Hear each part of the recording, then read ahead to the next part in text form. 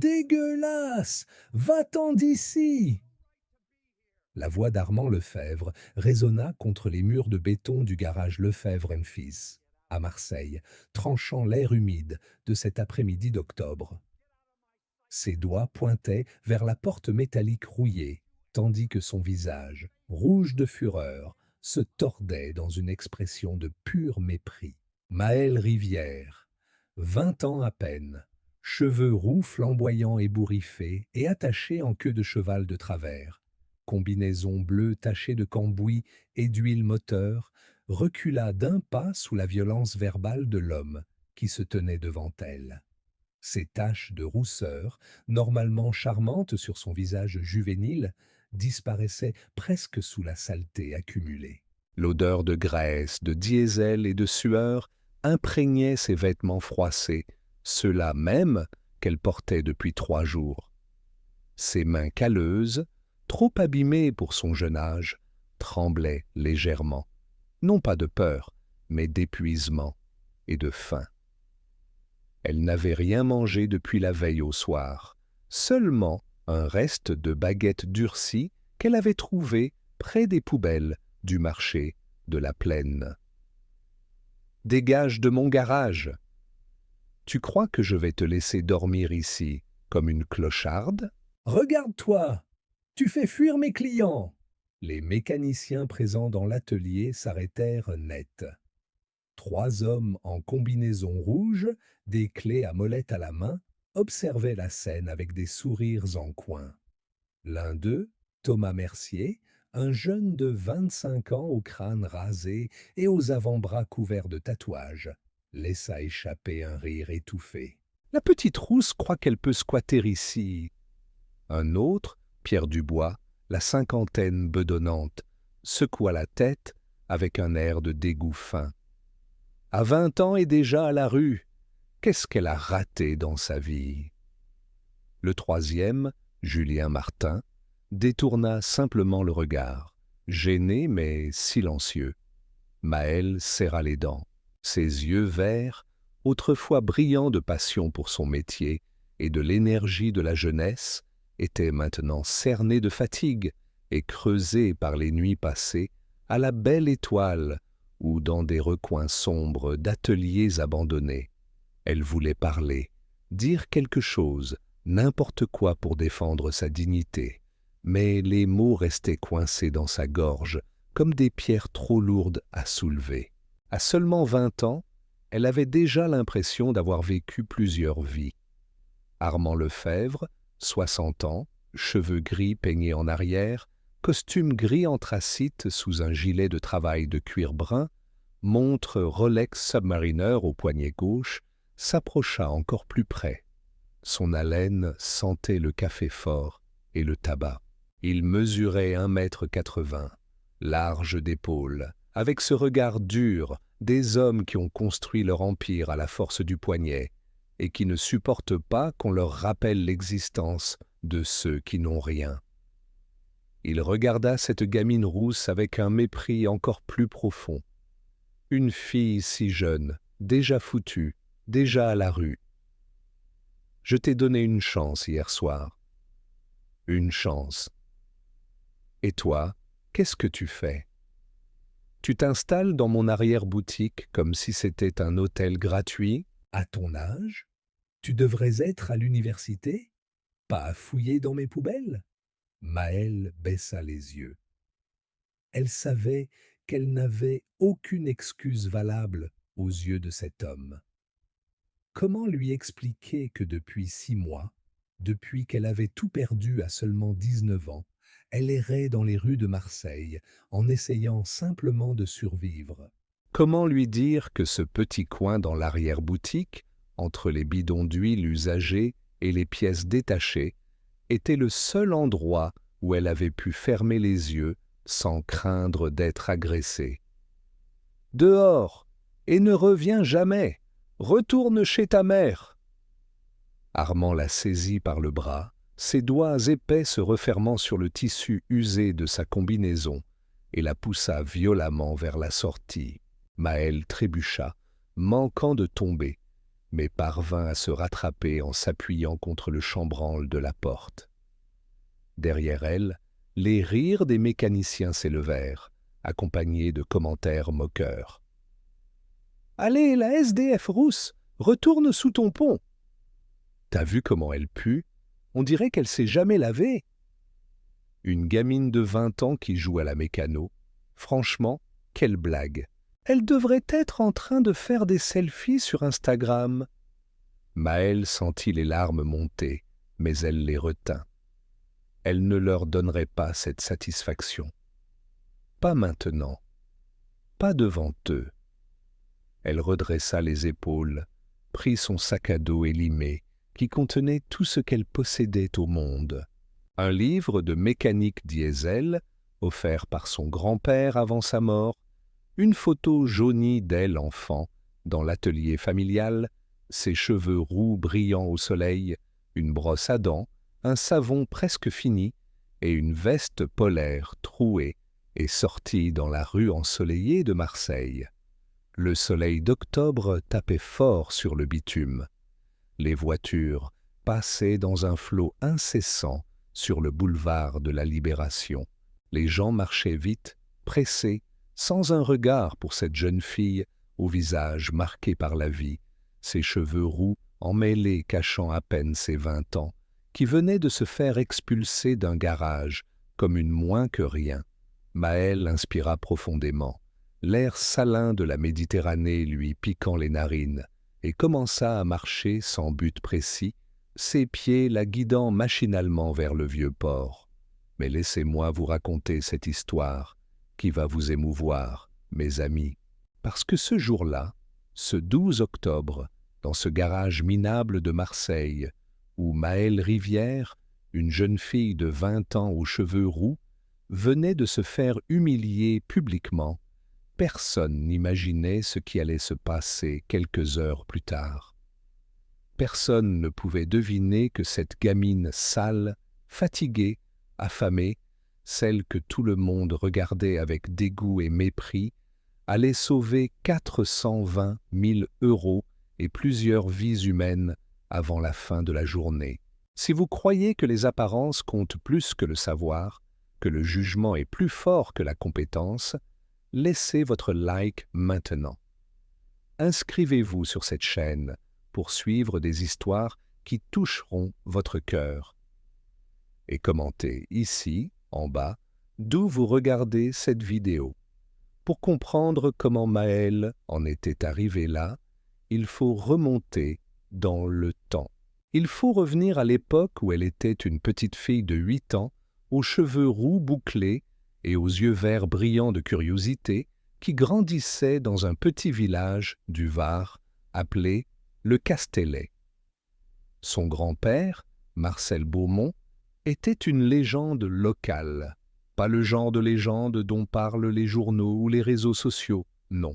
Le genre de légende que les anciens mécaniciens racontent encore autour d'un pastis, le soir, quand la conversation tourne autour des vrais maîtres du métier. Marcel Beaumont avait 75 ans quand Maëlle est née en 2005.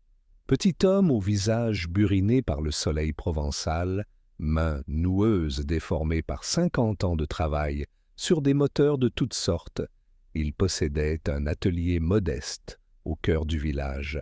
Un simple hangar en tôle ondulée avec un sol de terre battue recouvert d'huile et de graisse accumulée au fil des décennies. Mais dans ce hangar, Marcel réparait l'impossible. Les tracteurs agricoles que plus personne ne voulait toucher, les vieux moteurs diesel à injection indirecte dont les pièces n'existaient plus depuis 20 ans, les transmissions complexes des moissonneuses-batteuses, vintage, tout ça, Marcel le remettait en état avec une précision d'orfèvre. La mécanique, petite rousse, c'est comme la musique, disait-il à Maëlle quand elle venait le voir après l'école, son cartable encore sur le dos, ses cheveux roux attachés avec un élastique coloré. Il faut écouter, vraiment écouter. Un moteur qui tourne mal, ça parle. Ça raconte son problème, À qui sait entendre? Maëlle adorait ces moments. Elle s'asseyait sur un bidon d'huile retourné, ses petites jambes se balançant dans le vide, ses taches de rousseur se multipliant sous le soleil provençal, qui entrait par les fenêtres poussiéreuses, et observait son grand-père travailler. Elle le regardait démonter un carburateur avec une délicatesse infinie, nettoyer chaque gicleur avec une brosse métallique fine, souffler dans les conduits pour vérifier qu'ils n'étaient pas obstrués. Elle l'écoutait expliquer pourquoi tel moteur consommait trop d'huile, pourquoi tel autre perdait de la compression, pourquoi cette transmission grippait au troisième rapport. À 10 ans, Maëlle savait identifier un problème de joint de culasse rien qu'au son. À 12 ans, elle démontait seule un alternateur de Renault 5 et le remontait en moins d'1 heure. À 15 ans, elle diagnostiquait des pannes que des garagistes diplômés ne trouvaient pas. Les adultes s'étonnaient de voir cette adolescente rousse, menue et souriante, parler de pistons et de bielles, avec l'assurance d'un ingénieur chevronné. Marcel n'avait jamais eu de fils. Sa fille unique, Céline, la mère de Maëlle, avait épousé un instituteur et vivait à Toulon. Mais en Maëlle, Marcel avait trouvé l'héritière parfaite. Une enfant qui ne voyait pas la mécanique comme un métier sale et ingrat, mais comme un art. Une science exacte où la logique et l'intuition se rencontraient pour créer des miracles. Les gens croient que la mécanique, c'est juste de la force et de la graisse, murmurait Marcel, en lui montrant comment ajuster un jeu de soupape au centième de millimètre près. Mais c'est faux, ma petite rousse, la vraie mécanique, c'est de la patience, de l'observation, de la réflexion. C'est comprendre que chaque pièce a sa place exacte, que chaque mouvement a sa raison, que chaque bruit cache une information. Les années passèrent. Maëlle grandit en beauté et en compétence. Ses cheveux roux devinrent plus longs, plus éclatants. À 18 ans, elle refusa d'aller à l'université comme le voulait sa mère. Elle voulait être mécanicienne, vraiment mécanicienne. Pas dans un petit garage de village, mais dans le monde réel, avec des machines modernes, des diagnostics électroniques, des moteurs à injection directe haute pression. Marcel, déjà malade à l'époque, un cancer du poumon qui le rongeait de l'intérieur, lui donna sa bénédiction. Va, petite rousse, va montrer au monde ce que tu sais faire. Mais n'oublie jamais ce que je t'ai appris. Les machines n'ont pas changé. Elles parlent toujours la même langue. Il suffit de savoir l'écouter. Maëlle partit donc à 18 ans. Elle intégra un CAP mécanique automobile à Marseille, où elle fut la seule fille de sa promotion. Les garçons la regardaient avec méfiance au début, se moquant de cette rousse qui prétendait savoir réparer des moteurs, puis avec respect quand ils comprirent qu'elle en savait plus que tous réunis. Elle obtint son diplôme avec la mention « Très bien » à seulement 19 ans. Les professeurs la présentaient comme un prodige. À 19 ans, elle trouva un emploi dans un grand garage Peugeot à Marseille. Salaire correct pour une débutante, équipe sympa au début, perspective d'évolution. Elle travaillait dur, arrivait la première, partait la dernière. Elle prenait les réparations difficiles que les autres refusaient. Les transmissions automatiques à 7 rapports, les systèmes d'injection Common Rail dernière génération, les problèmes électroniques complexes sur les véhicules haut de gamme. Tout lui réussissait. Mais certains collègues jaloux murmuraient « Elle a 19 ans, elle croit tout savoir ». C'est là qu'elle rencontra Alexandre Moreau. 28 ans, vendeur de voitures d'occasion, sourire charmeur, costume bien coupé, montre rutilante. Il venait souvent au garage pour faire réviser les véhicules avant de les mettre en vente. Il remarqua Maëlle immédiatement. Cette jeune rousse de 19 ans, si belle, si talentueuse, si naïve aussi. Une proie parfaite. Ils commencèrent à se fréquenter. Alexandre se montrait attentionné, drôle, généreux. Il l'emmenait dîner dans de bons restaurants, lui offrait des fleurs, l'écoutait parler de pistons et de bielle avec un air fasciné.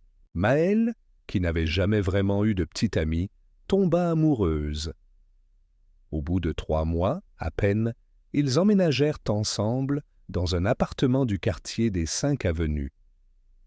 Elle avait tout juste 19 ans. Pendant 6 mois, tout sembla parfait. Marcel mourut paisiblement dans son sommeil en mars 2024 et Maëlle, à 19 ans, hérita de son atelier. Elle voulait le garder, en faire un lieu de mémoire, peut-être même y travailler un jour. Mais Alexandre avait d'autres idées. À quoi ça sert de garder ce vieux hangar pourri? Vends-le, on investira l'argent intelligemment. Tu es trop jeune pour t'accrocher au passé. Maëlle résista d'abord. Puis, par amour, par confiance, par cette naïveté de ses 20 ans à peine, elle finit par céder. L'atelier fut vendu. 48 000 €. Alexandre promit de tout investir dans un projet commun. Acheter un garage ensemble, devenir associés, construire leur avenir côte à côte. Mais l'argent disparut. Peu à peu, investissement douteux. Dette de jeu dont Alexandre n'avait jamais parlé. Prêt à des amis qui ne remboursèrent jamais. Et puis, un jour d'août 2024, Alexandre disparut. Tout simplement. Il vida le compte bancaire commun, prit ses affaires et s'évanouit dans la nature. Maëlle rentra du travail ce soir-là pour trouver l'appartement à moitié vide et une lettre de 3 lignes sur la table de la cuisine. « Pardon. Je ne peux plus. Ne me cherche pas. Tu es trop jeune pour comprendre. » Le choc fut terrible. Maëlle, à peine 20 ans, pleura pendant des jours. Elle qui croyait avoir trouvé l'amour, elle qui avait vendu l'héritage de son grand-père par confiance. Puis vint la colère. Puis la réalisation brutale. Elle n'avait plus rien. Plus d'économie, plus de projet, plus d'avenir tel qu'elle l'avait imaginé. Elle continua à travailler au garage Peugeot, mais quelque chose s'était brisé en elle. Elle ne dormait plus, se nourrissait mal, faisait des erreurs au travail. Des petites erreurs d'abord, puis des grosses. Un jour, elle oublia de serrer correctement les boulons d'une roue. Le client revint furieux 2 heures plus tard, la roue ayant failli se détacher sur l'autoroute. Le patron la convoqua. « Maëlle, tu es jeune, tu as du talent, mais là, c'est trop grave. Je ne peux pas prendre ce risque. Je suis obligé de te licencier. Désolé. » Sans travail, à 20 ans tout juste, elle ne put plus payer le loyer. Elle fut expulsée de l'appartement en septembre 2024. Elle emménagea chez une amie, Stéphanie, une ancienne collègue de classe. Mais Stéphanie avait ses propres problèmes. Un mari jaloux qui ne supportait pas la présence d'une autre femme, surtout une jolie rousse de 20 ans, sous son toit. Au bout de 2 semaines, Maëlle dut partir. Elle chercha du travail. Partout. Tous les garages de Marseille. Mais partout, la même réponse. « Désolé, on n'embauche pas en ce moment. » Ou pire. « Tu as 20 ans et déjà un licenciement pour faute grave. » Non merci. Reviens quand tu auras mûri. Son CV, autrefois brillant malgré son jeune âge, était devenu un boulet. L'argent qu'elle avait mis de côté fondit en quelques semaines. Loyer d'hôtel minable, nourriture bas de gamme, transport. En octobre 2024, Maëlle Rivière, 20 ans, mécanicienne de génie formée par l'un des meilleurs artisans de sa génération, se retrouva à la rue, littéralement. Les premières nuits furent un cauchemar. Dormir sur un banc public dans le parc Borelli, se réveiller en sursaut au moindre bruit, sentir le regard des passants le matin, mélange de pitié et de dégoût. Si jeune et déjà à la rue, murmurait-on. Elle essaya les foyers d'hébergement, mais ils étaient saturés. Elle tenta de contacter sa mère, mais celle-ci, remariée avec un homme qui n'appréciait pas les problèmes, lui répondit froidement qu'elle ne pouvait pas l'aider. « Tu as fait tes choix, Maëlle. Tu as 20 ans. Débrouille-toi. » Maëlle erra. De parc en parc, de squat en squat. Elle mangeait ce qu'elle trouvait. Restes de restaurants dans les poubelles, distribution alimentaire, des associations caritatives. Elle se lavait comme elle pouvait, dans les fontaines publiques tard le soir, dans les toilettes des centres commerciaux. Ses vêtements devinrent crasseux, ses cheveux roux, autrefois magnifiques et brillants, prirent un aspect hirsute, emmêlé, sale. Son odeur devint celle de la rue. Sueur, crasse, désespoir. À 20 ans, elle ressemblait déjà à une vieille. Mais dans sa tête, dans son cœur, le savoir restait intact. Les leçons de Marcel résonnaient encore, les gestes précis, les diagnostics subtils, la compréhension profonde des machines. Parfois, en passant devant un garage, elle s'arrêtait et écoutait le bruit des moteurs. Elle pouvait encore identifier un problème, rien qu'au son. Un alternateur défaillant. Une courroie de distribution trop tendue. Un injecteur qui fuyait. Son esprit de 20 ans, affûté par des années d'apprentissage, fonctionnait toujours parfaitement malgré la misère. C'est ainsi qu'un soir d'octobre, épuisée et affamée, elle se glissa dans l'arrière-boutique du garage Lefebvre en Fields, espérant y passer une nuit tranquille parmi les bidons d'huile et les cartons de pièces détachés. Elle s'endormit sur un tas de sacs en toile de jute, son sac à dos comme oreiller, ses cheveux roux étalés sur la toile rêche, rêvant d'un temps où elle avait un toit, un lit, une dignité, un temps où ses 20 ans auraient dû être les plus belles années de sa vie. Armand Lefebvre, lui, était tout le contraire de Maëlle. Né dans une famille aisée de Marseille en 1963, fils unique d'un père entrepreneur dans le bâtiment et d'une mère au foyer, il avait grandi dans le confort du quartier du Roucas-Blanc, vue sur la mer, grande villa avec piscine, voiture de luxe garée devant le portail. Il avait étudié la gestion d'entreprise à l'EM Lyon, obtenu son diplôme avec mention, puis était revenu à Marseille pour reprendre l'affaire familiale. Le garage Lefebvre & Fields avait été fondé par son grand-père en 1952, juste après la guerre. Un petit atelier de réparation dans le quartier populaire de Saint-Mauron. Avec les années, l'affaire avait prospéré. Le père d'Armand, Georges Lefebvre, avait transformé le modeste atelier en un garage moderne de 350 mètres carrés avec 4 ponts élévateurs, équipement de diagnostic électronique dernier cri, clientèle fidèle de particuliers et d'entreprises. Quand Armand prit les rênes en 1995 à 32 ans, il développa encore l'activité. Contrats avec des flottes d'entreprises, partenariats avec des concessionnaires pour les reprises, diversification dans la vente de pièces détachées. Le chiffre d'affaires grimpa. Armand s'acheta une Mercedes classe S, une villa à Cassis, un bateau amarré dans le port de La Ciotat. Il se maria avec Sandrine, une avocate rencontrée lors d'un gala de charité, et eut 2 enfants, Julien et Marie, aujourd'hui étudiants à Paris. Mais derrière cette façade de réussite se cachait un homme profondément insatisfait. Armand n'avait jamais vraiment aimé la mécanique. C'était l'héritage familial, le devoir, la tradition. Lui aurait préféré être promoteur immobilier comme certains de ses amis, ou investisseur dans les nouvelles technologies. Mais il était coincé dans ce garage qui sentait l'huile moteur et le caoutchouc brûlé. Cette frustration nourrissait son arrogance. Armand méprisait les gens qu'il considérait comme des ratés.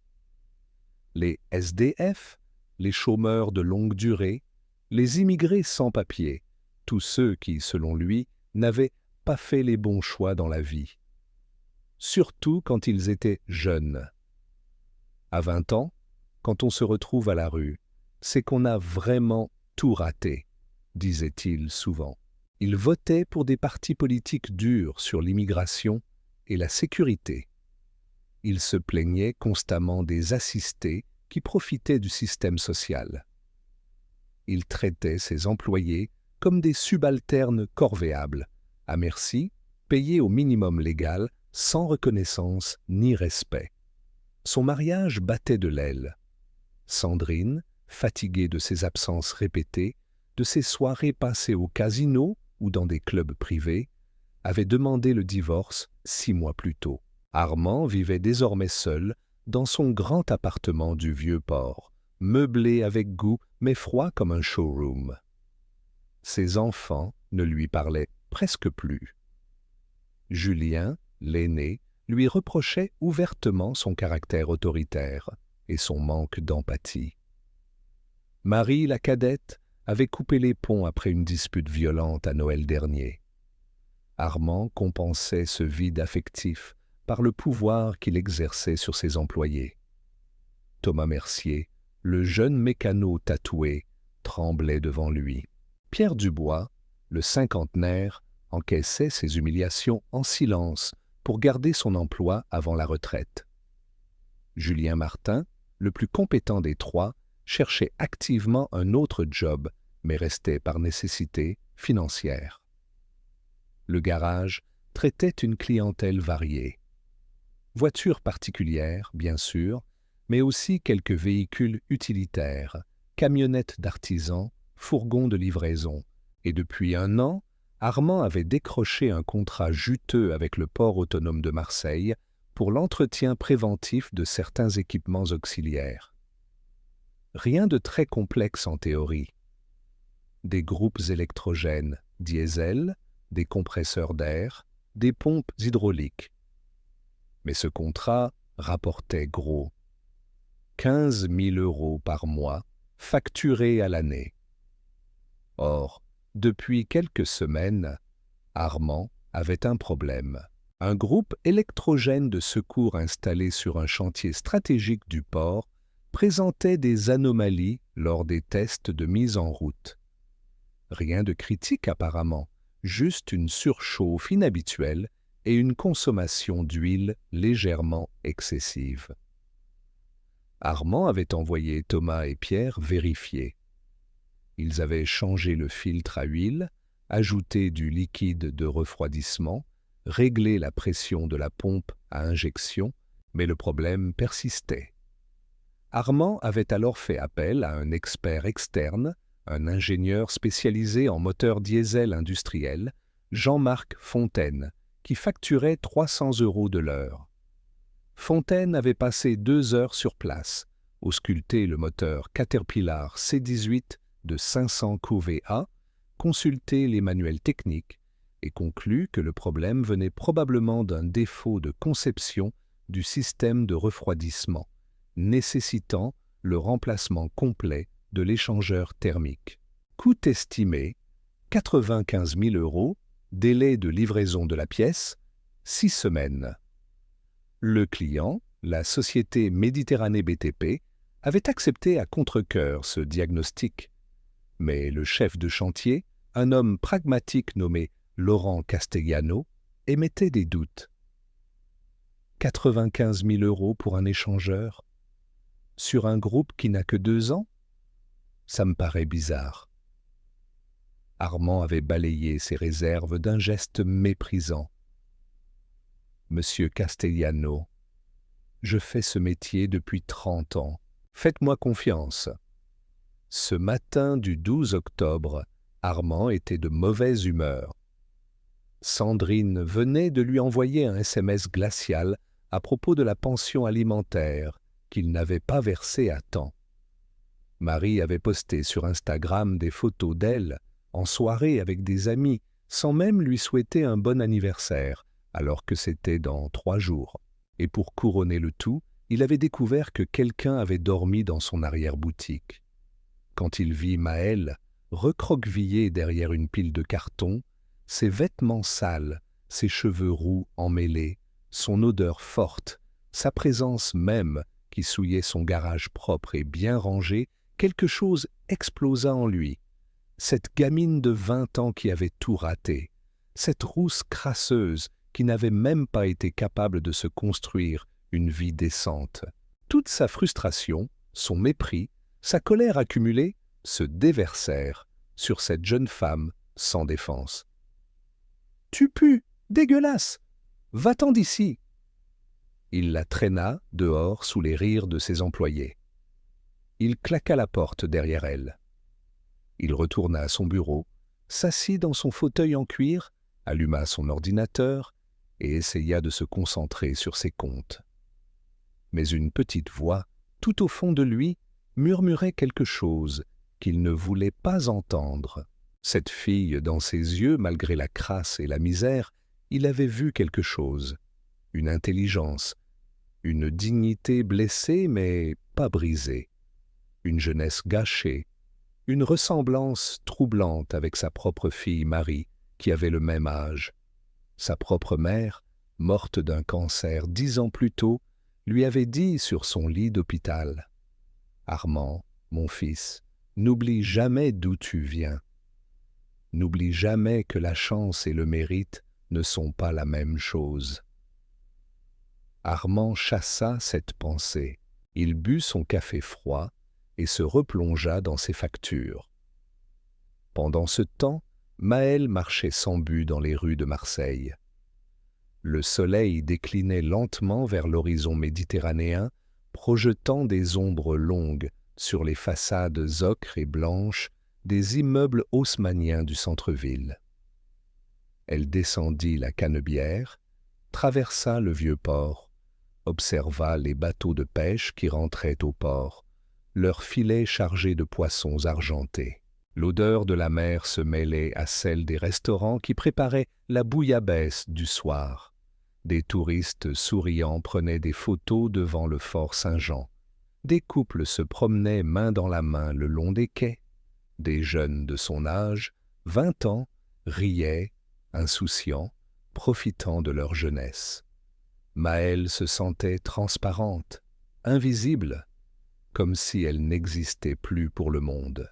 Les gens la contournaient sans la voir vraiment, détournant instinctivement le regard de cette jeune fille rousse et sale qui marchait pieds nus dans des baskets trouées. À 20 ans, elle avait l'impression d'en avoir 60. Vers 18 heures, la faim la tenaillait. Elle n'avait rien mangé depuis la veille midi. Elle se dirigea vers le quartier de La Joliette, où une association distribuait des repas chauds tous les soirs à 19 heures. En chemin, elle passa devant les nouveaux quartiers en développement autour du port. Grues géantes, immeubles en construction, chantiers immenses financés par des investisseurs du Golfe et de Chine. Marseille se transformait, se modernisait, attirait des capitaux colossaux. C'est en longeant le quai d'Aranque qu'elle remarqua le chantier de Méditerranée BTP, une palissade bleue entourait un terrain d'environ 5000 mètres carrés où s'élevait déjà la structure métallique d'un futur immeuble de bureaux. L'entrée était surveillée par un vigile en uniforme qui fumait une cigarette adossée à sa guérite. Mais ce qui attira l'attention de Maëlle, ce fut le ronronnement caractéristique d'un groupe électrogène diesel.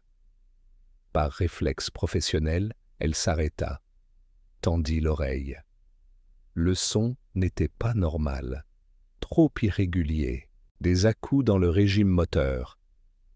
Et puis ce sifflement léger, presque imperceptible, qui indiquait une surpression quelque part dans le circuit. Maëlle fronça les sourcils. Elle connaissait ce bruit. Elle l'avait entendu des centaines de fois dans l'atelier de Marcel, quand un moteur diesel tournait avec un problème de refroidissement mal diagnostiqué. Malgré ses 20 ans et son apparence de SDF, son oreille de mécanicienne était toujours aussi affûtée. Elle s'approcha de la palissade. À travers une fente entre deux panneaux, elle aperçut le groupe électrogène, un Caterpillar C18 reconnaissable à sa couleur jaune caractéristique et à sa forme trapue. Le moteur tournait au ralenti, alimentant probablement les outils électriques du chantier. De la vapeur d'eau s'échappait légèrement du capot, visible dans l'air frais du soir.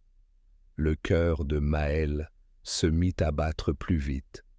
Cette vapeur, ce sifflement, ce régime irrégulier. Elle connaissait ce problème. Ce n'étaient pas l'échangeur thermique qui était défaillant. C'était bien plus simple et bien plus dangereux si ce n'était pas corrigé rapidement. Elle resta là, immobile, pendant plusieurs minutes. Devait-elle intervenir? Qui l'écouterait? Elle, une SDF rousse et crasseuse, de 20 ans sortie d'un garage comme une malpropre quelques heures plus tôt. Mais si elle ne disait rien, si le problème n'était pas résolu, les conséquences pourraient être catastrophiques. Un groupe électrogène de cette puissance qui surchauffe peut exploser, littéralement. La projection d'huile en feu, la déflagration, les éclats de métal. Des vies humaines en danger. Maëlle prit sa décision. Elle chercha dans son sac à dos le vieux téléphone portable qu'elle avait gardé, un Nokia à touche dont la batterie tenait encore miraculeusement. Elle n'avait plus de forfait, mais les appels d'urgence passaient toujours. Elle composa le numéro inscrit sur un panneau de chantier. Méditerranée BTP, Laurent Castellano, chef de chantier. Le téléphone sonna. Une fois, 2 fois, 3 fois. « Allô? Castellano ?» La voix était bourrue, fatiguée, avec l'accent marseillais qui traînait sur les voyelles. « Monsieur Castellano, pardon de vous déranger. Je m'appelle Maëlle Rivière. J'ai 20 ans, J'étais mécanicienne. Je passe devant votre chantier en ce moment, et j'ai entendu votre groupe électrogène. Il a un problème grave qui n'a pas été diagnostiqué correctement. » Silence à l'autre bout du fil. Puis un rire sec. « Mademoiselle, vous avez 20 ans et vous prétendez savoir mieux qu'un expert diplômé? Je ne sais pas qui vous êtes, ni ce que vous voulez, mais on a déjà un ingénieur qui s'occupe de ça. Merci quand même, gamine. Attendez, s'il vous plaît, écoutez-moi. Votre expert vous a dit que c'était l'échangeur thermique, c'est ça? Qu'il fallait le changer pour 95 000 €? Nouveau silence. Plus long. Plus attentif. Comment vous savez ça? Parce que c'est un diagnostic classique quand on ne comprend pas vraiment le problème. Mais ce n'est pas l'échangeur. C'est le circuit de recirculation des gaz d'échappement. La vanne EGR est bloquée en position semi-ouverte. Ça crée une surchauffe localisée du bloc moteur et ça augmente artificiellement la consommation d'huile parce que les segments de piston se dilatent trop. Si vous ne corrigez pas ça rapidement, dans moins de 24 heures, le joint de culasse va céder. Et là, vous aurez vraiment un problème à plusieurs centaines de milliers d'euros. Sans parler du risque d'incendie. Laurent Castellano ne riait plus. Il avait travaillé 35 ans dans le bâtiment, supervisé des centaines de chantiers gérer des millions d'euros de matériel. Il savait reconnaître quelqu'un qui parlait avec compétence, même si c'était une gamine de 20 ans. « Vous êtes où, exactement ?»« Devant votre portail. »« Quai d'Aranque. »« Ne bougez pas, j'arrive dans 5 minutes. » Maëlle raccrocha. Son cœur tambourinait dans sa poitrine. Qu'était-elle en train de faire? Se ridiculiser une fois de plus, mais elle n'avait pas le choix. Elle savait qu'elle avait raison. Le bruit de ce moteur ne mentait pas. Malgré ses 20 ans, malgré sa situation, son savoir était intact.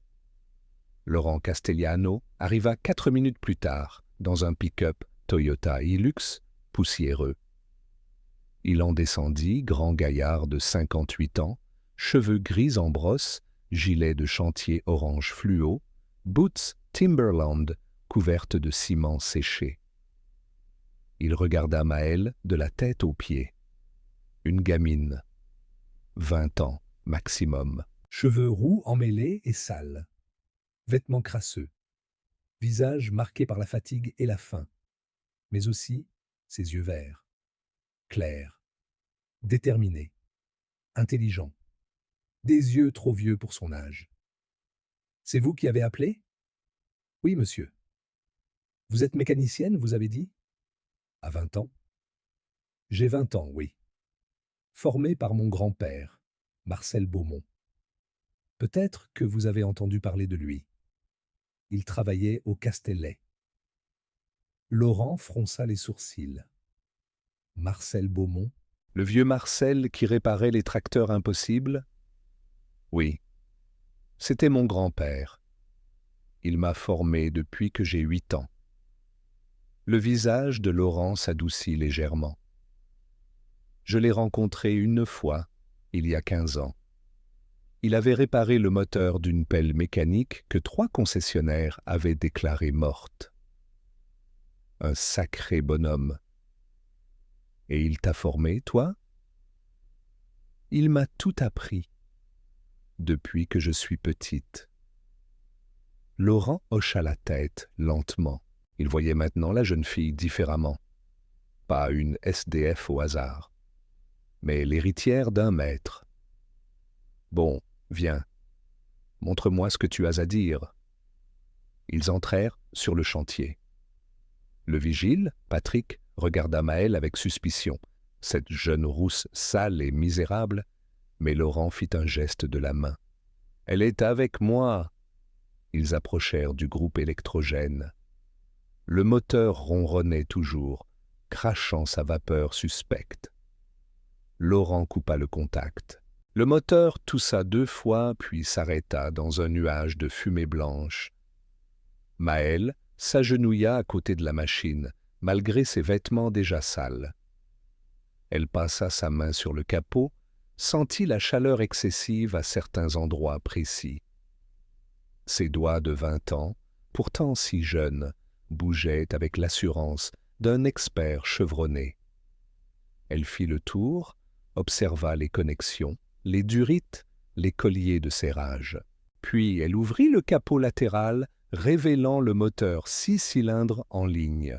« Là, dit-elle, en pointant un petit boîtier électrique fixé sur le collecteur d'échappement, écartant une mèche de cheveux roux de son visage. C'est le cerveau moteur de la vanne EGR. Vous voyez cette connexion électrique? Elle est corrodée.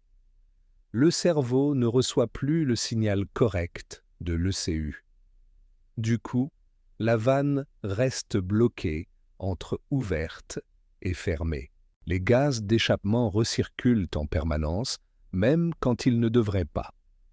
Ça crée une combustion incomplète qui génère de la chaleur excessive, qui dilate les segments, qui fait consommer de l'huile. Laurent se pencha. Il voyait exactement ce qu'elle montrait. La corrosion verdâtre sur la prise électrique, le câblage légèrement fondu par la chaleur. Cette gamine de 20 ans avait raison. Et le sifflement que j'entends, c'est la pression des gaz qui cherche à s'échapper par le joint de collecteur qui commence à céder. Dans quelques heures, peut-être quelques jours maximum, il va lâcher complètement. Vous aurez une fuite de gaz brûlant à 600 degrés à proximité de durites hydrauliques et de câblage électrique. C'est un départ d'incendie garanti. Laurent se redressa. Son visage était grave. Putain, et comment on corrige ça? Vous changez le servomoteur et son câblage. Pièce d'origine Caterpillar, référence 328 2767, environ 450 €. Installation, 1 heure de travail pour quelqu'un qui connaît ses moteurs. Total, moins de 1 000 €. Votre groupe redémarre, il tourne normalement, il ne surchauffe plus, il ne consomme plus d'huile. Problème réglé.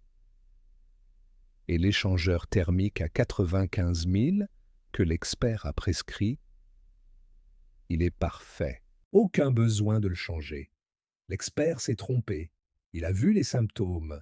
Il a fait un diagnostic par élimination, mais il n'a pas cherché la vraie cause. Laurent resta silencieux un long moment. Puis il sortit son téléphone et composa un numéro. Jean-Marc? C'est Castellano. Écoute, je crois qu'il y a un problème avec ton diagnostic sur le groupe électrogène. Oui, je sais ce que tu as dit. Mais j'ai quelqu'un ici qui me montre autre chose. La vanne EGR? Tu as vérifié ça? Non? Bon.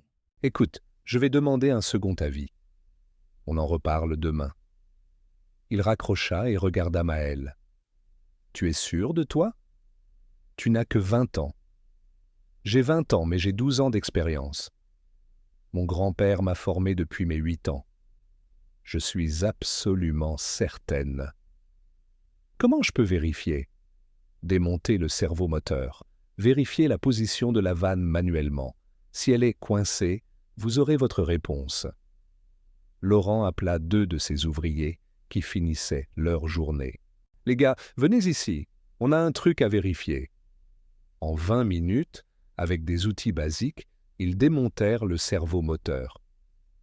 La vanne était effectivement bloquée à mi-course, exactement comme Maël l'avait dit. Laurent lâcha un long sifflement admiratif. « Bon sang, tu avais raison, à 20 ans. » Il appela immédiatement son fournisseur habituel de pièces Caterpillar, leur donna la référence. La pièce était disponible, il pouvait la livrer le lendemain matin. Laurent demanda aussi à un mécanicien indépendant de confiance, qu'il connaissait depuis des années, de venir installer le nouveau cerveau. Coût total de l'opération, 930 €.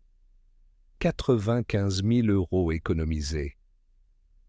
Plus les 6 semaines de retard évitées sur le chantier, ce qui représentait des pénalités contractuelles de 15 000 € par semaine.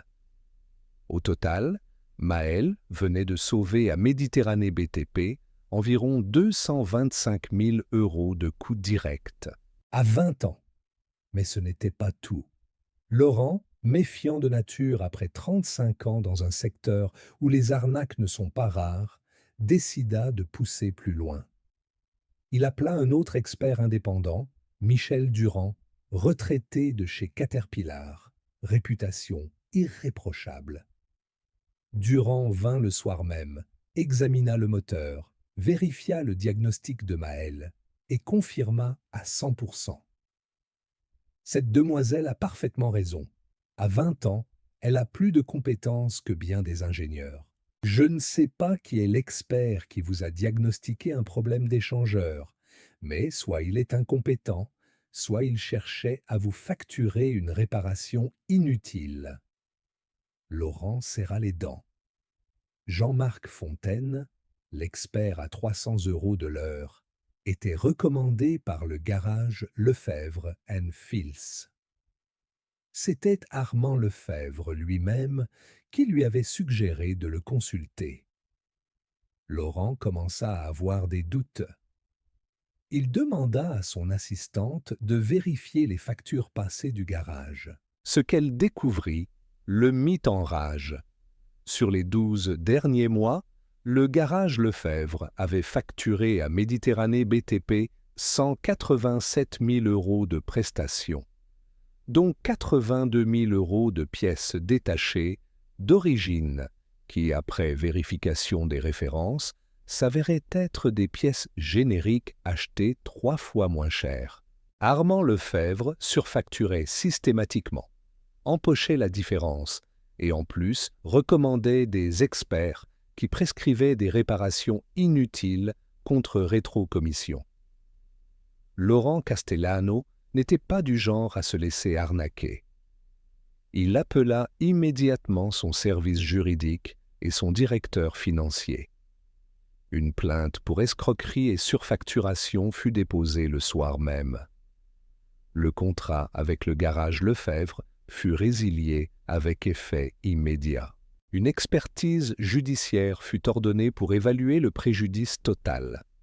Les premiers calculs faisaient état de plus de 420 000 € détournés sur 3 ans. Mais pour l'instant, en ce soir du 12 octobre, Laurent Castellano se tenait devant Maëlle Rivière, cette jeune fille de 20 ans aux cheveux roux, sale et fatiguée, qui venait de sauver son chantier et de révéler une fraude massive, et il se posait une question simple. « Mademoiselle Rivière, où est-ce que tu habites ?» Maëlle baissa les yeux. La honte lui serra la gorge. « Nulle part, monsieur. Je suis sans domicile fixe depuis 6 mois.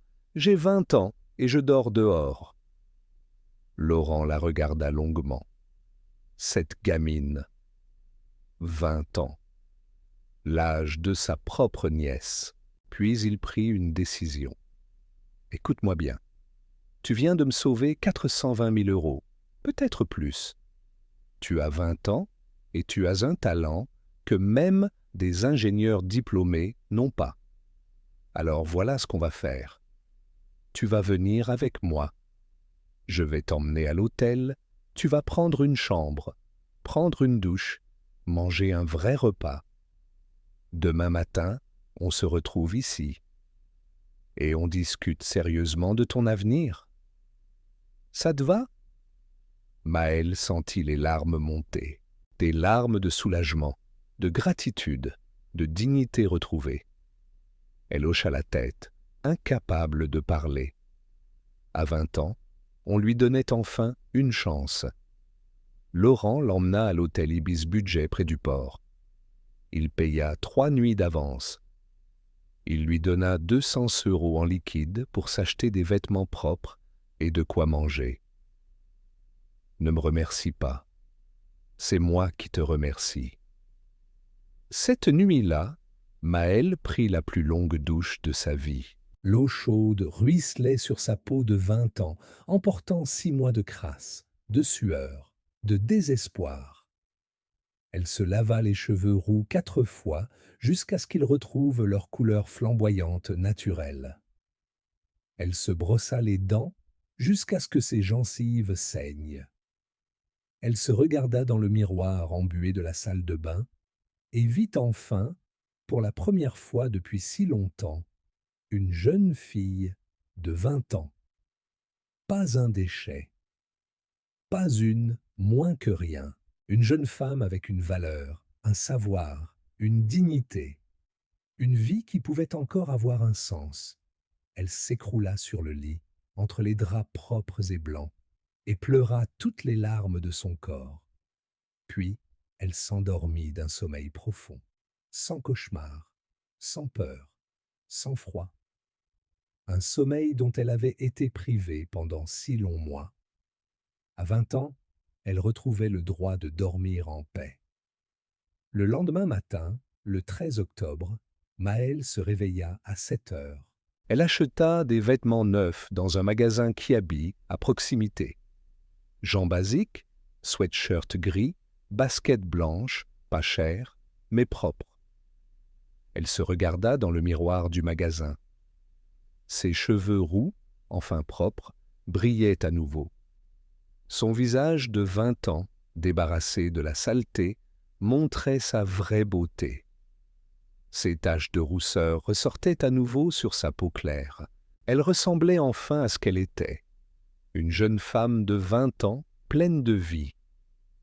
Elle prit un petit déjeuner au café d'en face, croissant, café au lait, jus d'orange. Le goût du beurre sur sa langue lui sembla être le plus beau des luxes. À 9 heures, elle était devant le chantier. Laurent l'attendait, accompagné d'un homme en costume sombre, la cinquantaine élégante, lunettes fines, attaché case en cuir. « Maël, je te présente Monsieur Bernard Lacroix, directeur général de Méditerranée BTP. » Bernard Lacroix tendit la main à Maël, une poignée de main ferme, respectueuse. Il remarqua immédiatement ses cheveux roux propres et brillants, son visage juvénile. « Mademoiselle Rivière, Monsieur Castellano m'a raconté ce que vous avez fait hier soir. Vous n'avez que 20 ans et vous avez diagnostiqué un problème que notre expert n'a pas vu. C'est remarquable. Je tenais à vous rencontrer personnellement. » Ils s'installèrent dans le bureau de chantier. Une cabane préfabriquée, équipée d'une table, de chaises pliantes, d'un ordinateur portable. Bernard Lacroix alla droit au but. « Mademoiselle, notre entreprise gère une flotte de 80 engins de chantier, pelleteuses, bulldozers, grues, compacteurs, plus une cinquantaine de véhicules utilitaires et une dizaine de groupes électrogènes comme celui que vous avez diagnostiqué. Nous dépensons environ 1 200 000 € par an en entretien et réparation. Jusqu'à présent, nous sous-traitions tout ça à des garages externes. Mais après ce qui vient de se passer avec Lefebvre, nous avons décidé de créer notre propre service maintenance en interne. » Il marqua une pause, laissant ses paroles faire leur effet. « Je sais que vous n'avez que 20 ans. Je sais aussi que vous avez été formé par Marcel Beaumont et que vous avez un talent exceptionnel. Je voudrais vous proposer un poste de responsable technique. Salaire de départ, 3 200 € net par mois. Vous supervisez une équipe de 4 mécaniciens que nous allons recruter. Vous établissez les plannings de maintenance préventive, vous diagnostiquez les pannes complexes, vous validez les achats de pièces détachées. Vous avez carte blanche pour organiser l'atelier comme vous le jugez nécessaire. Nous vous fournissons un véhicule de fonction, un téléphone professionnel et bien sûr tous les outils dont vous avez besoin. » Maël resta bouche bée. 3 200 €. À 20 ans, elle n'avait jamais imaginé gagner autant. Même à son meilleur poste chez Peugeot, elle ne touchait que 1 600. « Monsieur Lacroix, j'ai seulement 20 ans. Vous êtes sûr que... » Mademoiselle Rivière, l'âge n'a aucune importance quand on a votre compétence. J'ai vérifié votre parcours ce matin.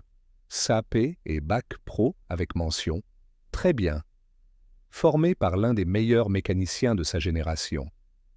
Vous êtes exactement la personne qu'il nous faut. Peu importe que vous ayez 20 ou 40 ans. Maël sentit une boule d'émotion gonfler dans sa poitrine. « J'accepte. J'accepte avec joie et reconnaissance. » Bernard Lacroix sourit. « Parfait. Vous commencez lundi prochain.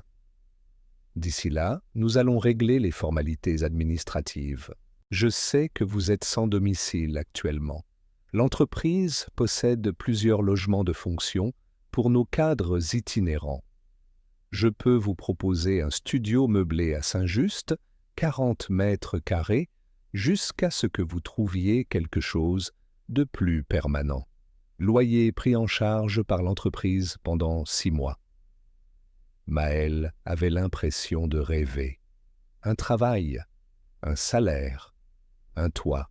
En moins de 24 heures, sa vie venait de basculer du cauchemar absolu à l'espoir le plus fou. À 20 ans, elle avait une seconde chance. Laurent Castellano lui serra la main chaleureusement. « Bienvenue dans l'équipe, Maëlle, et merci encore pour hier soir. » Pendant ce temps, au garage Lefebvre & Fils, Armand était en train de vivre le pire jour de sa vie professionnelle. Il avait reçu à 8 heures du matin un appel de l'avocat de Méditerranée BTP l'informant que le contrat était résilié pour faute grave, qu'une plainte pour escroquerie était déposée et qu'une expertise judiciaire allait examiner toutes les factures émises depuis 3 ans. À 9h30, 2 inspecteurs de la brigade financière s'étaient présentés à son garage avec un mandat de perquisition. Ils avaient saisi ses ordinateurs, ses facturiers, ses relevés bancaires. À 11h, son comptable l'appelait, paniqué. « Armand, si cette affaire aboutit, tu risques une condamnation pénale et des dommages et intérêts qui peuvent te ruiner. » À 14h, 3 autres clients professionnels, alertés par la rumeur, avaient résilié leur contrat. À 16h, Thomas Mercier et Pierre Dubois lui remettaient leur démission. « Désolé, patron, mais on ne veut pas être mêlé à vos magouilles. » Armand était seul dans son bureau, la tête entre les mains, quand Laurent Castellano poussa la porte sans frapper. « Monsieur Lefebvre, vous me devez des explications. » Armand leva la tête. Son visage était gris, ses traits tirés, ses yeux rougis. « Monsieur Castellano, Fermez-la, je sais tout. Les surfacturations. Les pièces génériques facturées comme de l'origine. Les expertises bidons de votre copain Fontaine. Vous m'avez escroqué de plus de 400 000 € sur 3 ans.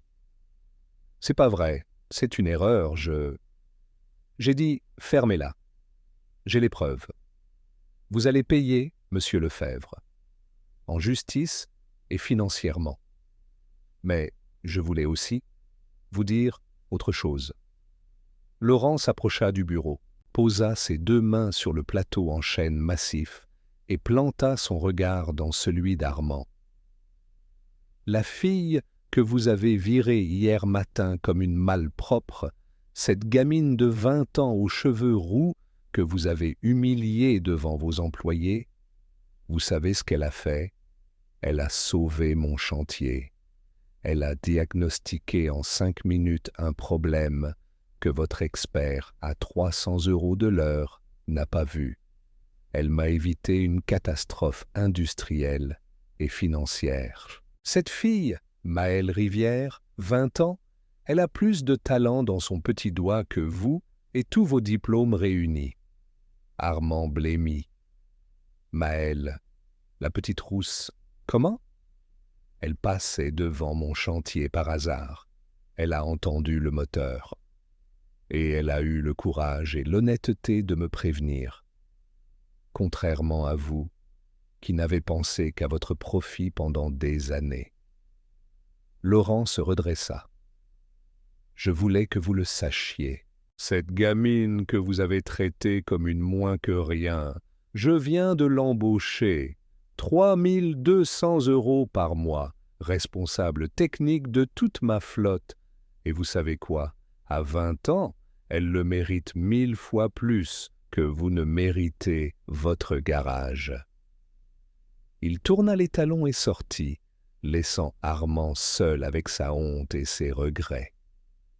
Les semaines suivantes furent un tourbillon pour Maëlle. Elle emménagea dans son studio de Saint-Just, un petit appartement lumineux avec vue sur Notre-Dame de la Garde. Elle acheta des meubles d'occasion, décora les murs avec des photos de son grand-père et d'elle, enfant, dans l'atelier, ses cheveux roux bouclés brillant au soleil. Elle commença son travail chez Méditerranée BTP, recrutant une équipe de 4 mécaniciens compétents et motivés. Certains étaient plus âgés qu'elle, mais ils acceptèrent rapidement son autorité quand ils virent ses compétences. elle instaura un système de maintenance préventive rigoureux qui réduisit les pannes de 40% dès les 3 premiers mois. Elle négocia des contrats directs avec les fournisseurs de pièces, économisant à l'entreprise près de 200 000 € par an. Elle forma ses mécaniciens aux techniques de diagnostic avancées qu'elle tenait de Marcel. L'atelier qu'elle dirigeait devint rapidement une référence dans le secteur. À 20 ans, Maëlle Rivière était devenue une professionnelle respectée. Bernard Lacroix était impressionné. Lors de son évaluation de fin de période d'essai, il augmenta son salaire de 500 €. « Maëlle, vous avez 20 ans et vous gérez ce service mieux que des cadres de 40. Vous êtes un atout précieux pour cette entreprise. Je compte sur vous pour les années à venir. » Mais Maëlle n'oubliait pas d'où elle venait. Elle avait vécu la rue, la faim, le mépris. Elle savait ce que c'était d'être invisible. Alors chaque semaine, elle retournait à l'association qui distribuait des repas chauds à la Joliette. Elle y allait comme bénévole, servant la soupe, écoutant les histoires, offrant des mots de réconfort. Elle cherchait aussi parmi les sans-abri ceux qui avaient un métier, une compétence, un talent enfoui sous la crasse et le désespoir. C'est ainsi qu'elle rencontra Samir, un Algérien de 45 ans, ancien électricien automobile, sans papier depuis 3 ans, dormant sous un pont. Maëlle vérifia ses compétences, fut bluffée par ses connaissances et convainquit Bernard Lacroix de l'embaucher malgré sa situation administrative. L'entreprise l'aida à régulariser ses papiers. Samir devint l'un de ses meilleurs éléments. Elle rencontra aussi Stéphane, un Français de 52 ans, ancien carrossier, tombé dans l'alcool après un divorce et la mort de sa fille. Maëlle négocia pour lui une place dans un centre de désintoxication financé partiellement par Méditerranée BTP. Après 4 mois de sevrage, Stéphane intégra l'équipe, sobre et reconnaissant. Petit à petit, l'atelier de Maëlle devint un lieu où la seconde chance était possible, un lieu où le talent comptait plus que le CV ou l'âge, un lieu où la dignité était restaurée par le travail bien fait. À 20 ans, Maëlle changeait des vies. 6 mois après son embauche, en avril 2025, Bernard Lacroix la convoqua dans son bureau du siège social, un immeuble moderne du quartier Euro-Méditerranée. « Maëlle, j'ai une proposition à te faire. Tu as transformé notre service maintenance. Les résultats sont exceptionnels. Je voudrais que tu prennes la direction de toutes nos opérations techniques. Ça inclut non seulement la maintenance, mais aussi le suivi qualité, la formation et la sécurité. Poste de directrice technique. Salaire 5 000 € net. Qu'en dis-tu ? » Maëlle accepta. À 21 ans, moins d'1 an après avoir dormi dans les rues de Marseille, elle dirigeait un département de 23 personnes et gérait un budget annuel de 3 millions d'euros, la plus jeune directrice technique de l'histoire de l'entreprise. Pendant ce temps, Armand Lefebvre vivait sa descente aux enfers.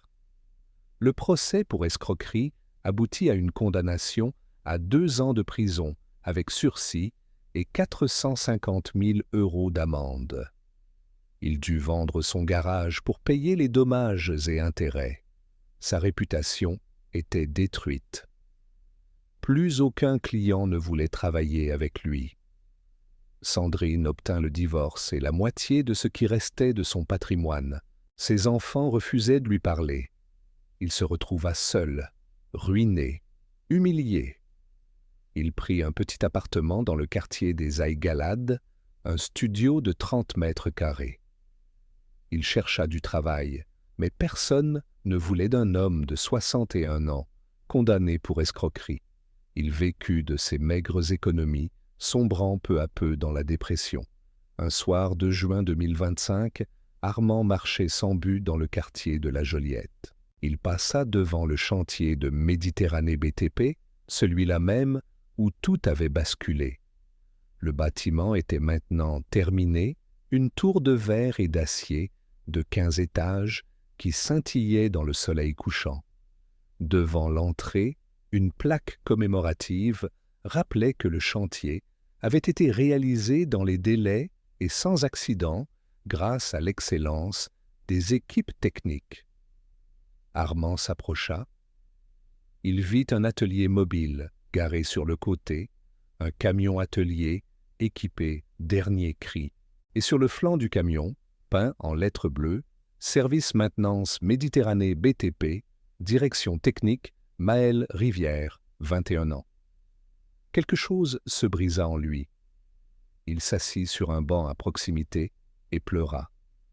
Pleura sur sa bêtise, sur son arrogance, sur toutes les chances qu'il avait gâchées, sur tous les gens qu'il avait méprisés, sur cette gamine de 20 ans qu'il avait humiliée et qui était maintenant directrice technique d'une entreprise de 300 salariés.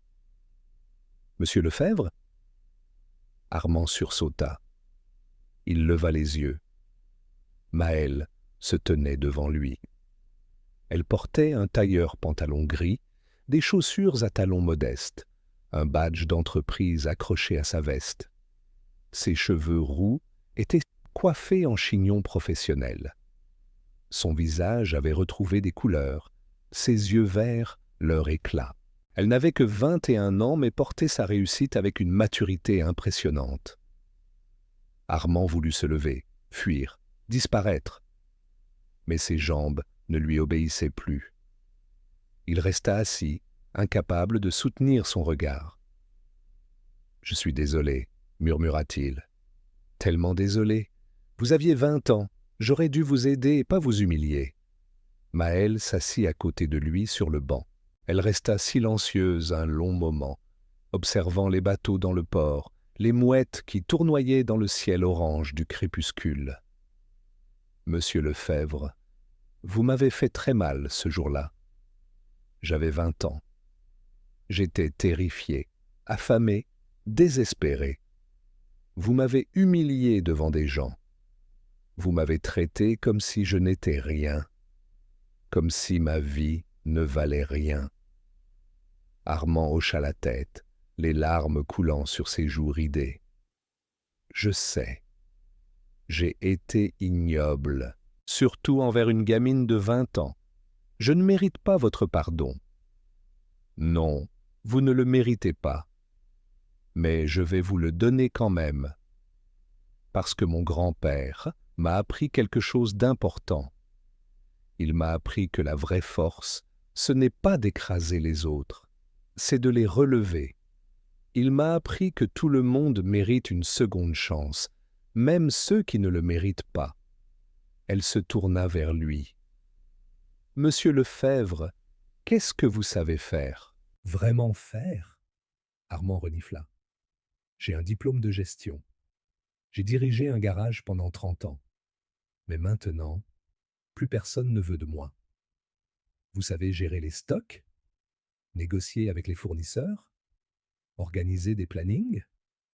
Oui, c'était mon travail quotidien. » Maëlle réfléchit.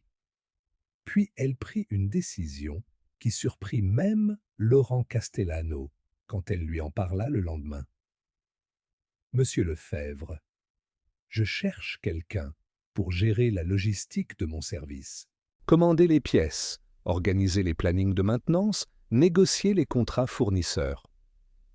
C'est un poste d'assistant logistique. Salaire modeste, 1800 € net. Vous travaillerez sous mes ordres. Sous les ordres d'une fille de 21 ans. Vous devrez faire vos preuves. Et si vous commettez la moindre malhonnêteté, vous êtes dehors immédiatement. Ça vous intéresse ? Armand la regarda comme si elle venait d'une autre planète. Vous me proposez un travail ?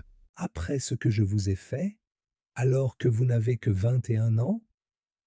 Je vous propose une seconde chance. Ce que vous en ferez dépend de vous. Armand Lefebvre, l'homme qui avait tout eu et tout perdu, qui avait méprisé les faibles et les pauvres toute sa vie, sentit quelque chose se transformer profondément en lui. Il comprit, pour la première fois de son existence, ce qu'était vraiment l'humilité, ce qu'était vraiment la grandeur d'âme. Surtout venant d'une jeune femme de 21 ans. J'accepte, et je vous promets que je ne vous décevrai pas.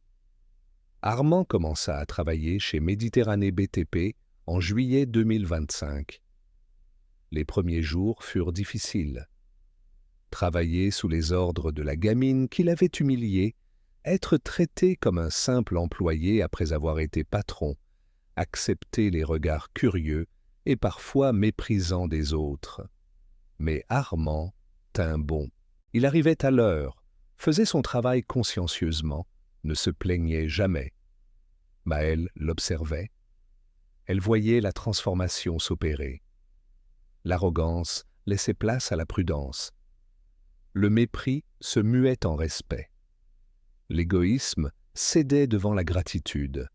Armand découvrait ce que c'était que de travailler honnêtement, simplement, sans chercher à arnaquer ou à dominer, et il apprenait de quelqu'un qui avait 40 ans de moins que lui.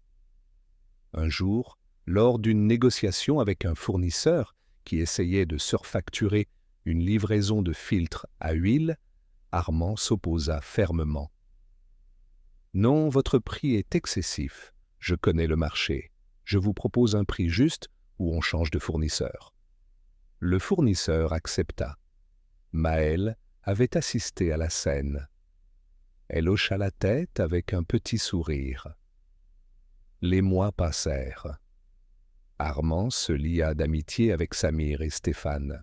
3 hommes brisés par la vie, reconstruits par le travail et la dignité. Ils déjeunaient ensemble, partageaient leurs histoires, leurs regrets, leurs espoirs. Armand apprenait l'arabe avec Samir. Il aidait Stéphane à réparer sa relation avec son fils, dont il était séparé depuis 5 ans. En octobre 2025, exactement 2 ans après ce fameux jour où Armand Lefebvre l'avait chassé de son garage, Maëlle reçut un appel de son notaire, maître Dupont. « Mademoiselle Rivière, le garage Lefebvre & Fils est en vente depuis 1 an. Le prix vient d'être baissé à 180 000 €. Je sais que vous cherchez un espace pour agrandir votre atelier. Ce bâtiment pourrait vous intéresser. » Maëlle raccrocha lentement.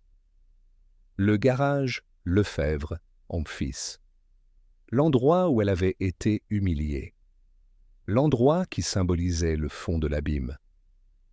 Elle n'avait pas remis les pieds là-bas depuis ce jour terrible d'octobre 2023. Elle avait alors 20 ans. Maintenant, elle en avait 22. Elle prit sa voiture et roula jusqu'au boulevard de la Libération. Le garage était là, fermé, abandonné. Les vitres étaient sales, couvertes de poussière et de tags. Un panneau à vendre pendant devant la porte, délavé par le soleil et la pluie. Les pompes à essence rouillaient. Le parking était envahi de mauvaises herbes qui poussaient entre les fissures du bitume. Maëlle sortit de sa voiture. Elle s'approcha lentement. Elle posa sa main sur la porte métallique, celle-là même qu'Armand avait claquée derrière elle en hurlant « Tu pues! Dégueulasse! Va-t'en d'ici !» Il y a 2 ans, quand elle avait 20 ans, les souvenirs remontèrent. La faim, la peur, l'humiliation, les rires des mécaniciens, la sensation d'être moins qu'un être humain, mais aussi ce qui s'était passé ensuite. Le groupe électrogène, Laurent, Bernard, sa nouvelle vie, tout ce qu'elle avait construit en 2 ans. Elle resta là, immobile, pendant de longues minutes. Puis, elle prit son téléphone et appela maître Dupont.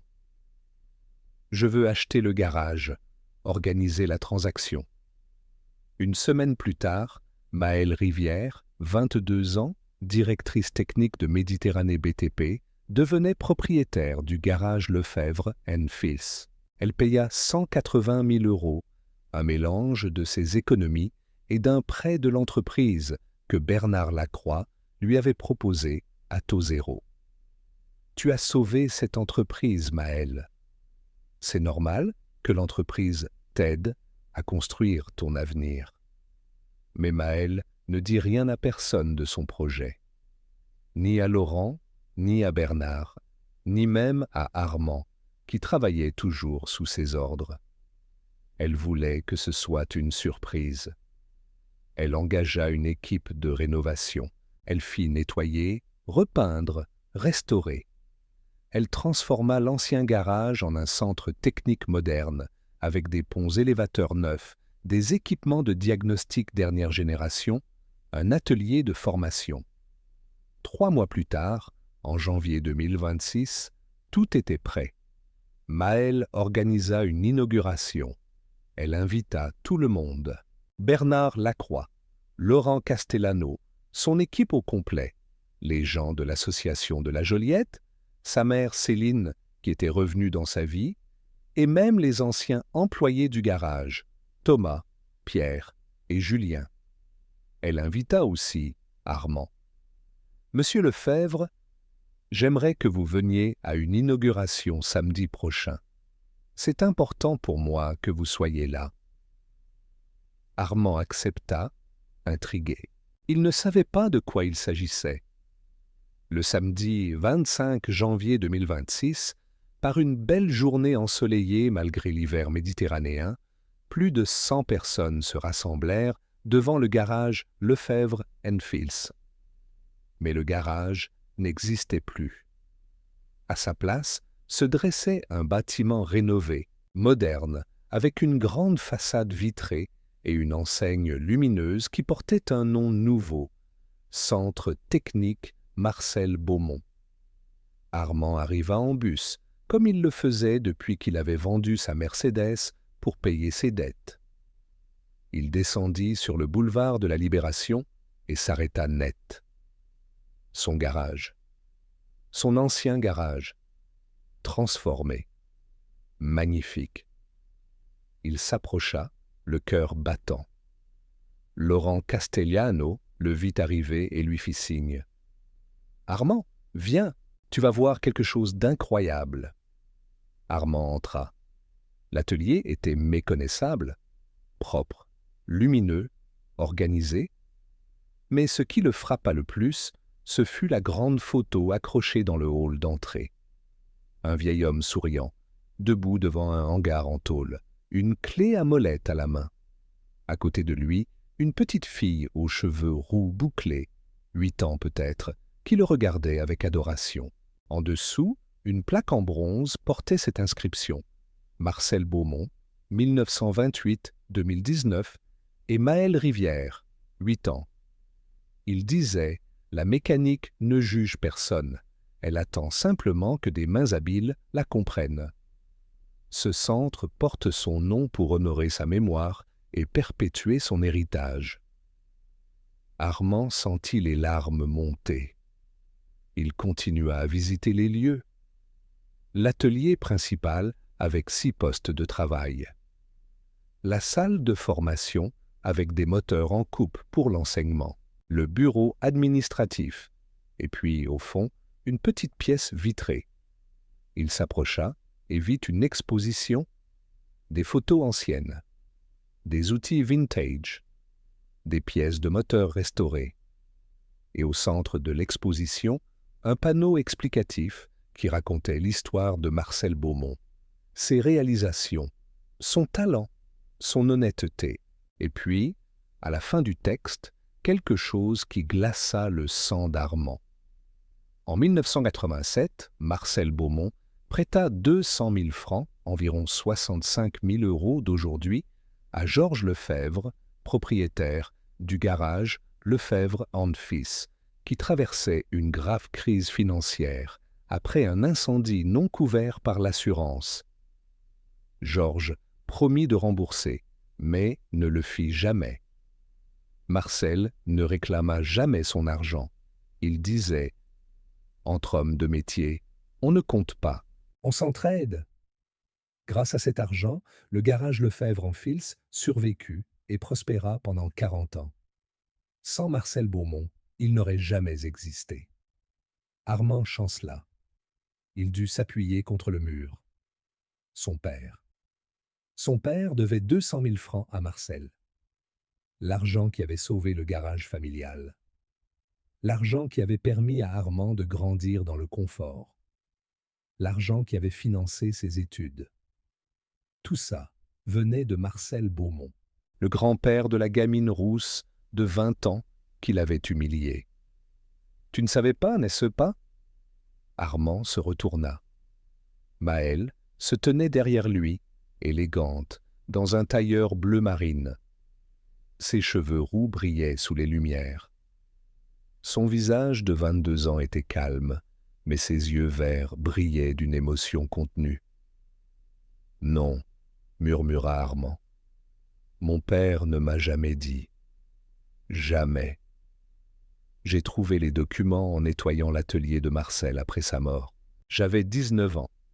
Une reconnaissance de dette signée par Georges Lefebvre. Jamais remboursée. Jamais réclamée. Mon grand-père avait rayé la dette de ses livres de comptes. Il avait écrit à côté « Pardonnez.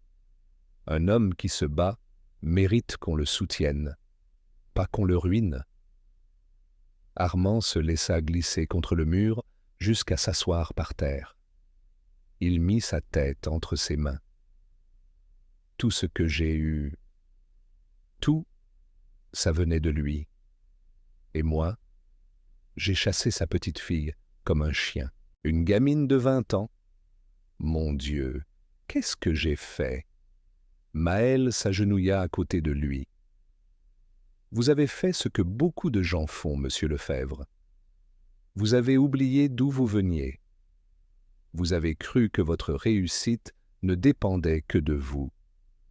Vous avez méprisé ceux qui vous ressemblaient avant que la vie vous sourie. Surtout les jeunes.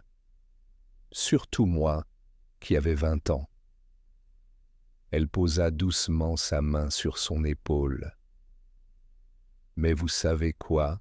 J'ai trouvé ces documents il y a 3 ans, quand j'avais 19 ans.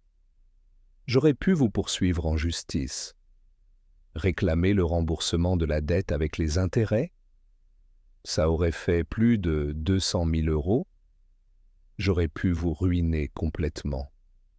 Prendre ce qui vous restait.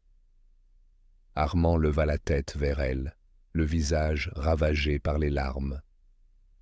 Mais je ne l'ai pas fait. Vous savez pourquoi? Parce que mon grand-père ne l'aurait jamais fait. Il avait pardonné à votre père. Alors je vous pardonne à vous aussi. La dette est annulée, définitivement, légalement. Elle sortit une enveloppe de sa veste et la lui tendit. Voici l'original de la reconnaissance de dette. Et voici un acte notarié que j'ai fait établir. Il certifie que la dette de Georges Lefebvre envers Marcel Beaumont est annulée pour toujours, sans possibilité de recours. Vous êtes libre, monsieur Lefebvre. Libre de votre passé. Libre de construire votre avenir. Armand prit l'enveloppe d'une main tremblante. Il l'ouvrit. Il vit la vieille reconnaissance de dette, jaunie par le temps, avec la signature de son père. Et il vit l'acte notarié récent, signé par Maëlle Rivière, 22 ans, qui effaçait tout. Il éclata en sanglots. Des sanglots profonds, venus du plus profond de son âme. Des sanglots de honte, de gratitude, de libération. Maëlle le laissa pleurer. Elle resta assise à côté de lui, en silence, comme son grand-père l'aurait fait. À 22 ans, elle avait une sagesse que beaucoup n'acquièrent jamais. Dehors, la cérémonie d'inauguration commença. Bernard Lacroix prit la parole, racontant comment Maëlle avait sauvé l'entreprise. À 20 ans, elle a diagnostiqué un problème que personne d'autre n'a vues. Aujourd'hui, à 22 ans, elle dirige notre département technique et ouvre ce centre en hommage à son grand-père. Laurent Castellano raconta l'histoire du groupe électrogène. Samir et Stéphane témoignèrent de la seconde chance qu'elle leur avait donnée. Puis ce fut au tour de Maëlle de parler. Elle monta sur l'estrade improvisée. Ses cheveux roux brillaient au soleil. À 22 ans, elle rayonnait de jeunesse et de détermination. La foule se tut. Armand, qui s'était ressaisi, se tenait au fond, le visage encore humide de larmes. Mes amis, ce centre technique porte le nom de Marcel Beaumont, mon grand-père, l'homme qui m'a tout appris depuis que j'ai 8 ans. Mais il porte aussi une autre mémoire, celle de tous ceux qui ont été jugés, méprisés, rejetés à cause de leur apparence, de leur situation, de leur passé ou de leur âge. Elle marqua une pause, laissant ces mots résonner. Il y a 2 ans, jour pour jour, j'ai été chassé d'un garage à cet endroit même. J'avais 20 ans. J'étais sale, affamé, désespéré. On m'a traité de clocharde. On m'a humilié. On m'a dit que je ne valais rien. Qu'à 20 ans, si on est à la rue, c'est qu'on a tout raté. Des murmures parcoururent la foule. Beaucoup ne connaissaient pas cette partie de son histoire. Mais quelques heures plus tard, ce même soir, j'ai pu prouver ma valeur, parce que le savoir ne se perd pas, parce que la compétence ne dépend ni de l'apparence ni de l'âge, parce que la dignité humaine ne peut jamais être vraiment détruite. Elle regarda directement Armand. L'homme qui m'a chassé ce jour-là est ici aujourd'hui. Il travaille dans mon équipe. Il a perdu tout ce qu'il possédait. Il a été jugé, condamné, rejeté, exactement comme moi, et je lui ai donné une seconde chance, exactement comme Laurent Castellano et Bernard Lacroix m'en ont donné une. Elle descendit de l'estrade et marcha vers Armand. Toute l'assistance se tourna vers lui. Armand voulait disparaître, mais il resta immobile, acceptant le regard de tous. « Monsieur Lefebvre, venez ici, s'il vous plaît. » Armand s'avança lentement, traversant la foule silencieuse. Il arriva devant Maëlle, cette jeune femme rousse de 22 ans, qui tenait son destin entre ses mains. Elle lui tendit la main. Il la serra, tremblant. « Monsieur Lefebvre, j'ai une proposition à vous faire. Ce centre technique a besoin d'un directeur administratif, quelqu'un qui connaît le métier, qui sait gérer une entreprise, qui comprend les défis, quelqu'un qui a fait des erreurs, mais qui a appris de ses erreurs. Je vous propose ce poste. Salaire, 2800 € net. Vous serez mon adjoint. Nous travaillerons ensemble pour faire de ce centre un exemple de compétence, d'honnêteté et de seconde chance. Acceptez-vous? Le silence était total. On aurait pu entendre une mouche voler. Armand regarda Maëlle. Cette jeune femme extraordinaire de 22 ans, qui avait tous les droits de le détruire et qui choisissait de le construire. Cette jeune femme qui incarnait tout ce que son grand-père lui avait enseigné. « J'accepte », dit-il d'une voix étranglée. « Et je vous jure sur la mémoire de votre grand-père que je serai digne de cette confiance. Merci. Merci d'avoir 22 ans et tant de sagesse. » Les applaudissements explosèrent. Des larmes coulaient sur de nombreux visages. Bernard Lacroix serrait la main de Laurent. Samir et Stéphane criaient de joie. La mère de Maëlle pleurait d'émotion, fière de sa fille qui n'avait que 22 ans et changeait déjà le monde. Maëlle serra Armand dans ses bras. « Bienvenue dans votre nouvelle vie, monsieur Lefebvre. Bienvenue chez vous. » La fête dura toute la journée.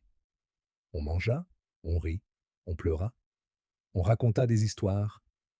On partagea des souvenirs et surtout, on célébra quelque chose de rare et de précieux, le pardon, la rédemption, la preuve que même les pires erreurs peuvent être transformées en leçons, que même les plus grands abîmes peuvent être franchis. Et qu'une jeune femme de 22 ans peut avoir plus de sagesse que des hommes de 60. Le soir venu, quand tout le monde fut parti, Maëlle resta seule dans le centre technique. Elle marcha lentement dans l'atelier, passant sa main sur les établis neufs, les outils bien rangés, les machines qui attendaient d'être utilisées. Elle s'arrêta devant la photo de Marcel et d'elle, à 8 ans, ses cheveux roux, bouclés, brillant au soleil. « Tu vois, papy? J'ai fait ce que tu m'as appris. J'ai écouté, j'ai compris, j'ai pardonné, j'ai construit, et j'ai seulement 22 ans. Elle sourit à travers ses larmes. Et tu sais quoi? Ce garage où j'ai été humilié quand j'avais 20 ans, cet endroit qui représentait le pire jour de ma vie, je l'ai transformé. Pas en instrument de vengeance, pas en symbole de ma victoire sur lui, mais en quelque chose de plus grand. Un endroit où ton nom vivra, où ton héritage continuera, où d'autres personnes brisées pourront se reconstruire. Elle toucha doucement la photo. L'homme qui m'a chassé travaillera ici. Pas comme mon esclave, pas comme ma victime, mais comme mon partenaire. Parce que c'est ça que tu m'as appris. Que la vraie victoire n'est pas d'écraser l'autre, c'est de le relever. Le téléphone de Maëlle vibra. Un message d'Armand. Merci. Simplement merci. Tu as 22 ans et tu m'as appris ce que je n'ai jamais compris en 60. Je passerai le reste de ma vie à mériter ta confiance. » Maëlle sourit. Elle éteignit les lumières et sortit dans la nuit marseillaise. Les étoiles brillaient au-dessus de la Méditerranée. La ville ronronnait de sa vie nocturne. Et quelque part, dans ce grand univers, Maëlle savait que Marcel souriait en voyant ce que sa petite fille rousse avait accompli. À seulement 22 ans. Elle monta dans sa voiture et rentra chez elle. Demain, une nouvelle vie commencerait. Pour elle, pour Armand, pour tous ceux qui trouveraient refuge et espoir dans le centre technique Marcel Beaumont. Parce que c'est ça, la vraie mécanique de la vie. Ce n'est pas de réparer ce qui est cassé en le jetant. C'est de le comprendre, de le nettoyer, de le restaurer et de lui donner une nouvelle chance de fonctionner. Mieux qu'avant, plus fort qu'avant, avec la sagesse que seule l'épreuve peut donner, même à 22 ans. Si cette histoire a touché votre cœur, laissez votre like et abonnez-vous à cette chaîne. Partagez avec quelqu'un qui a besoin d'entendre ce message. Commentez ici en bas ce que vous en avez pensé et activez la cloche pour ne pas manquer les prochaines histoires. Parce que chacun d'entre nous mérite une seconde chance. Chacun d'entre nous porte en lui un talent qui ne demande qu'à être reconnu. Ne jugez jamais quelqu'un sur son apparence ou son âge. La dignité n'a pas de prix. Et le pardon, quand il est sincère, peut transformer le monde. Même quand il vient d'une jeune femme rousse de 22 ans. À bientôt, mes amis. Prenez soin de vous. Et n'oubliez jamais, les machines parlent à qui sait écouter, et les cœurs brisés aussi, peu importe l'âge.